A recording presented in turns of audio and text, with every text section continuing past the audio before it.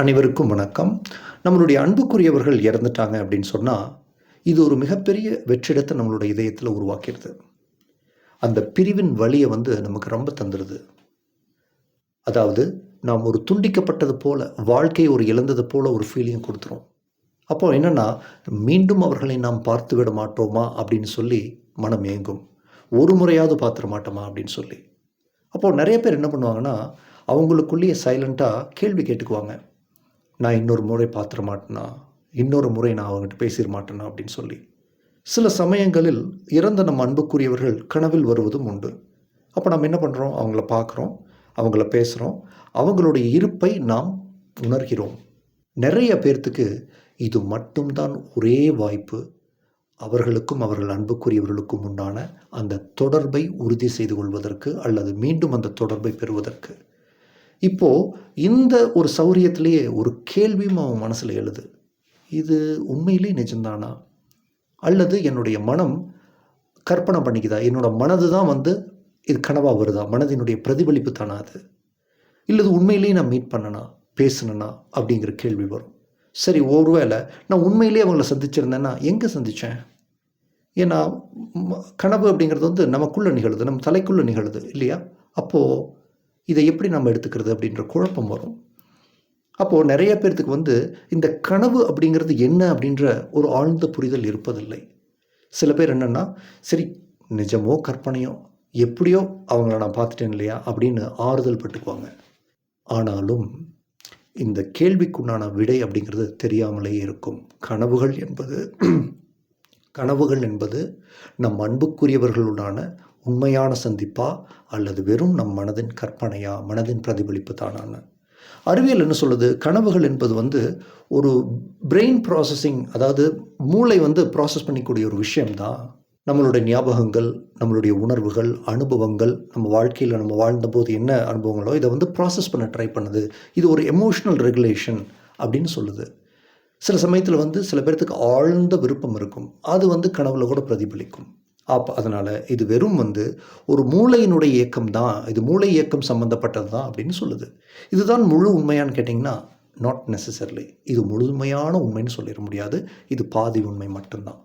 முழுமையான உண்மையை நீங்கள் தெரிந்து கொள்ள வேண்டும் என்றால், கனவை பற்றிய உயர் பரிமாண ஞானத்தை நீங்கள் புரிந்து கொள்ள வேண்டும். ஏன்னா கனவுங்கிறது வெறும் மூளை சம்பந்தமான விஷயம் மட்டும்தான், ஒரு எமோஷனல் ப்ராசஸிங் மட்டும்தான் அப்படின்னு சொன்னால், சில கனவுகள் உண்மையிலேயே நடப்பது ஏன்? ஏன் சில பேர் நடக்க போகிற சில விஷயங்களை கனவிலும் காண்கிறார்கள். அது அப்படியே நம்ம விழிப்பு நிலையில் நம்மளோட நிஜத்தில் நடக்கிறது. எதனால் நடக்குது? ஒருத்தர் இறந்து போகிற மாதிரி எக்ஸாக்டாக எப்படி இறந்து போகிறாங்கன்ற கேள்விக்கு நமக்கு இது கனவுல இதுக்கு முன்னாடி தெரிவிச்சிடுறாங்க. இல்லைன்னா சில சமயத்தில் நாம் எப்படி இருந்தோம்னு நம்ம அன்புக்குரியவர்கள்ட்ட கேட்கும்போது அவர்களே அதுக்கு பதிலும் சொல்கிறார்கள். நீங்கள் போஸ்ட்மார்ட்டம் ரிப்போர்ட்டில் பார்த்தீங்கன்னா அது கரெக்டாகவும் இருக்கும். அப்போ இது எப்படி நிகழ்ந்தது? அதுவும் குறிப்பாக எதிர்காலத்தில் நடக்க போகிற விஷயங்களை காட்சியாகவே நம் கனவுல காண்றதுங்கிறது அவ்வளவு ஒரு விபத்துன்னு நம்ம அதை சொல்லிட முடியாது. எதார்ச்சியாக நடந்ததுன்னு சொல்லிட முடியாது. அப்போது இந்த கேள்விக்குண்டான விடை அப்படிங்கிறது உயிர், அதனுடைய பல்பரிமாணத்தினுடைய அப்போ இதனுடைய விடை எங்கே இருக்குன்னு சொன்னால், நம் உயிரை பற்றிய அந்த மல்டி டைமென்ஷனல் நேச்சரை புரிஞ்சுக்கிறதுல இருக்குது. நீங்கள் கனவுகளை பற்றி புரிந்து கொள்ள வேண்டும் என்றால், முதல்ல நம்ம தூங்கும்போது என்ன நடக்குது அப்படிங்கிறத நல்லா தெரிஞ்சுக்கணும். நீங்கள் தூங்க போகிறீங்க, தூங்குனதுக்கப்புறம் உங்களோட மைண்ட் அன்கான்ஷியஸ் ஆயிடுது, என்ன நடக்குதுன்னே தெரியல. திடீர்னு நீங்கள் கண் முழிச்சு பார்க்குறீங்க, உங்களோட நான் அப்படிங்கிற அந்த தன்னுணர்வு, நம்மளுடைய அந்த கான்ஷியஸ்னஸ் வந்துடுது. பார்த்தா காலையில் விடிஞ்சு போச்சு. அப்போ தூங்குனதுக்கு பிறகு முழிச்சதுக்கப்புறம் இருக்கக்கூடிய அந்த இடைப்பட்ட நேரத்தில் நம்ம என்ன பண்ணுறோம் நமக்கு தெரியல. ஆனால் ஒரு சில விஷயங்கள் நிகழ்கிறது நம் உடல் மனதிற்கு அப்பால். இதை நம் மனம் புரிந்து கொள்ள முடிவதில்லை. காரணம், இந்த நிகழ்வு நடந்து கொண்டிருக்கும் போது உடலும் மனமும் உறக்கத்தில் இருக்கின்றன, ஷட் டவுன் ஆயிருக்கு. உங்களுடைய மனம் உறங்கினாலும் உங்களுடைய நான் அப்படிங்கிற விழிப்புணர்வு உறங்குவதில்லை. ஏன்னா அதுக்கு பேர் கான்ஷியஸ்னஸ் அப்படின்னா அது அன்கான்ஷியஸாக இருக்க முடியாது. அதனால தான் எப்பவுமே விழிப்பு நிலையில் இருக்கிறதுனால தான் அதுக்கு பேர் கான்ஷியஸ்னஸ். அப்போது நம்மளுடைய உடல் மனம் ஷட் டவுன் ஆனதுக்கப்புறம் என்ன நடக்குதுன்னா, இந்த நான் அப்படிங்கிற உணர்வு இயல்பாகவே நம் உடல் மனதை விட்டு நம் ஒளி உடலுக்கு மாறிக்கொள்கிறது. அப்போது நம்மளுடைய உடலும் மனமும் உறங்கி கொண்டிருக்கும் போது நம்மை நாம் ஒரு ஸ்பிரிட் பீயிங்ஸாக ஆவியாக நாம் உணர்கிறோம், ஒளி உடலாக நாம் உணர்கிறோம். இதுக்கு பேர் பரகாய பிரவேசம் அப்படின்லாம் சொல்கிறாங்க இல்லையா சித்தர்கள், ஆஸ்ட்ரல் ப்ரொஜெக்ஷன் அப்படின்னு. இது இயல்பாகவே நடக்கக்கூடிய விஷயந்தான். அப்போ நாம் இருக்கக்கூடிய அந்த பரிணாமம் அப்படிங்கிறதும் கூட இறந்தவர்கள் இப்போது இருக்கக்கூடிய அந்த பரிமாணம் தான். ஸ்பிரிட் டிமென்ஷன் இல்லை ஆஸ்ட்ரல் டிமென்ஷன் சொல்லலாம். அப்போது ஒரு ஆவியாக, ஒரு ஒளி உடலாக நம்ம என்ன பண்ணுறோம்னா, நம்ம அன்புக்குரியவர்களை சந்திக்கிறோம், மற்ற ஆன்மாக்களை சந்திக்கிறோம், தேவதைகளை சந்திக்கின்றோம், நம்ம சித்தர்களை சந்திக்கிறோம், தெய்வங்கள், மற்ற தெய்வங்களை சந்திக்கிறோம். நம்ம நம்ம நம்ம மனித சமுதாயம் புரிந்து கொள்ள முடியாத மற்ற ஆன்மாக்கள், தெய்வங்களையும் நம்ம சந்திக்கிறோம். உண்மையை சொல்லணும்னா, நம்ம மனுஷனாக எவ்வளோ தூரம் பிஸியாக இருக்கிறோமோ அதை விட அதிக மடங்கு ஒரு ஒளி உடலாக நம்ம பிஸியாக இருக்கிறோம். நிறைய பல்வேறு ஆராய்வுகளை செய்கிறோம். அந்த பல்வேறு ஆராய்வுகளை செஞ்சு முடிச்சுட்டு நம்மளுடைய நான்கிற தன்னுணர்வு மீண்டும் அந்த உடல் மனதிற்கு திரும்பும்போது நம்மை நாம் மனிதனாக உணர்கிறோம். அந்த உடல் மனம் ஓய்வெடுத்து இப்போ இருக்கிறதுனால ஃப்ரெஷ்ஷாக ஃபீல் பண்ணுறோம். ஆனால் ஒரு ஒளி உடலாக நாம் செய்த அனைத்து ஞாபகங்களும் மறந்து விடுகின்றன, அது தடுக்கப்பட்டு விடுகின்றன. ஏன்னா நம்ம மனித மனம் அப்படிங்கிறது மனித அனுபவத்துக்காக படைக்கப்பட்டது. ஒரு ஒளி உடலாக நாம் உயர் பரிமாணங்களில் செய்த அந்த உருவமற்ற தலங்களில் செய்த அனுபவங்களை நம் மனதால் புரிந்து கொள்ள முடியாது. அது ரொம்ப டூ மச்சாக இருக்கும். அதனால் ஸ்பிரிட் வேர்ல்டை புரிஞ்சுக்கிற தன்மை நம் மனதிற்கு கிடையாது. அதனால் என்ன ஆகுது, பொதுவாகவே அது தடுக்கப்பட்டு விடுகிறது. நீங்கள் மனிதனாக டிஸ்டர்ப் ஆகக்கூடாதுன்னு. சில சமயங்களில் ஆன்மா அந்த ஞாபகங்களை சிறிதளவு, சும்மா ஒரு ஃப்ராக்ஷன் உங்களுக்கு ஞாபகப்படுத்தும். எதுக்குன்னா, நீ வெறும் உடல் மனம் மட்டுமல்ல, நீ உயிராவாய். இந்த உயிர் என்பது பல பரிணாமங்களை கடந்தது. நீ பல பரிணாமங்களை வியாபித்திருக்கிறாய்ங்கிற அந்த உண்மையை தெரிவிக்கிறதுக்காக இந்த ஞாபகங்களுக்கு பேர் கனவுன்னு பேர். இந்த கனவுகளை உங்கள் ஆன்மா அனுமதிக்கும் போது இது உங்கள் மனதில் வழியாக ஃபில்டர் ஆகி வர்றதுனால, இந்த மனம் அப்படிங்கிறது பார்த்திங்கன்னா ஒரு குறியீடுகளாகத்தான் அதை புரிந்து கொள்ளும், ஒரு உருவமாகத்தான் புரிந்து கொள்ளும். எந்த ஒரு அனுபவத்தையும் அது உருவகப்படுத்தும், பிக்சராக அது வடிவமைக்கும். ஏன்னா மனம் என்பது உருவத்திற்காக இருக்கிறது. அதனால தான் நம்ம உருவ வழிபாடு பண்ணுறோம். அப்போது நம்மளோட நம்பிக்கைகளால் ஆனது மனம் அப்படிங்கும்போது நம் நம்பிக்கைகளுக்குரிய குறியீடுகளாக அது ஒரு சினிமா மாதிரி ப்ரொஜெக்ட் பண்ணி உங்களுக்கு அது காமிக்குது.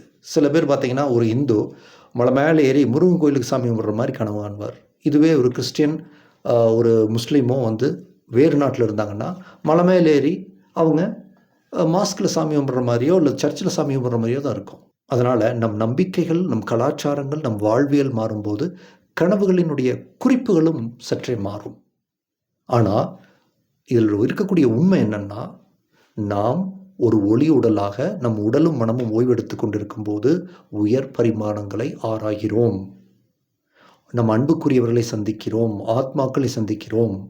இந்த அனுபவங்களை மனமானது டிரான்ஸ்லேட் பண்ணுது, அதுக்கு தெரிஞ்ச குறியீடுகள் மூலமாக.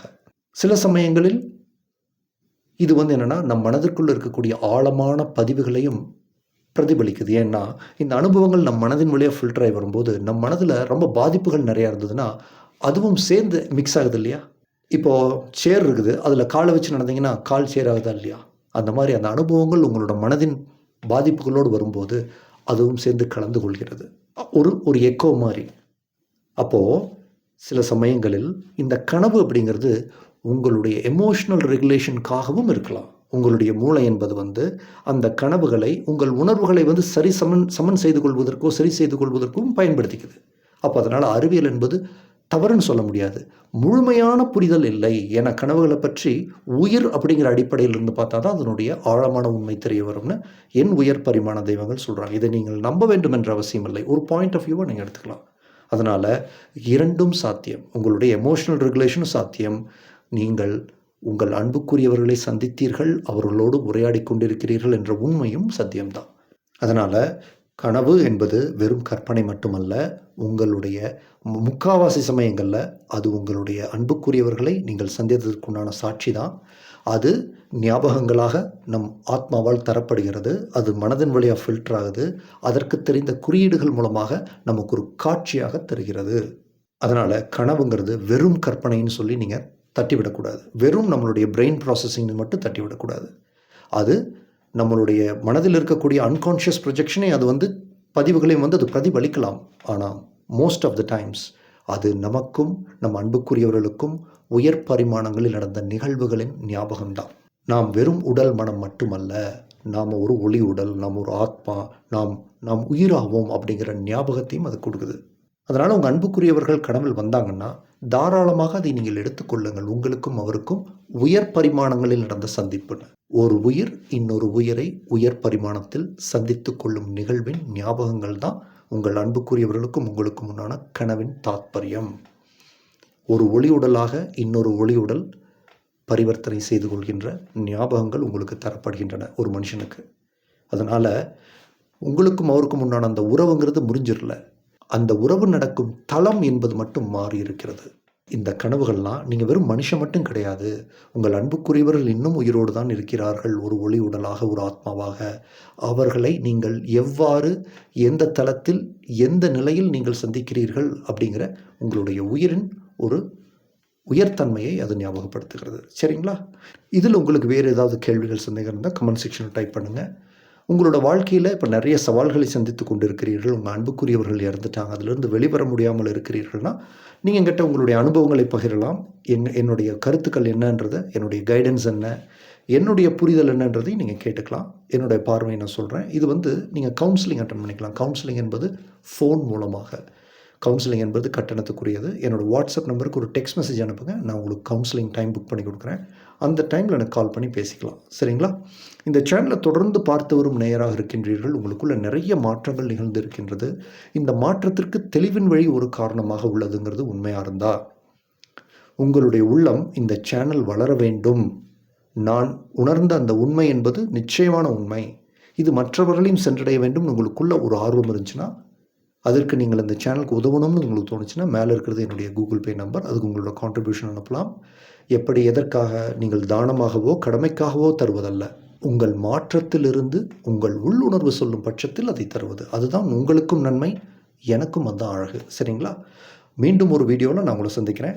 உங்களுடைய பொன்னான நேரத்துக்கு என்னுடைய மிக்க மகிழ்ச்சி. Thank you very much for your time.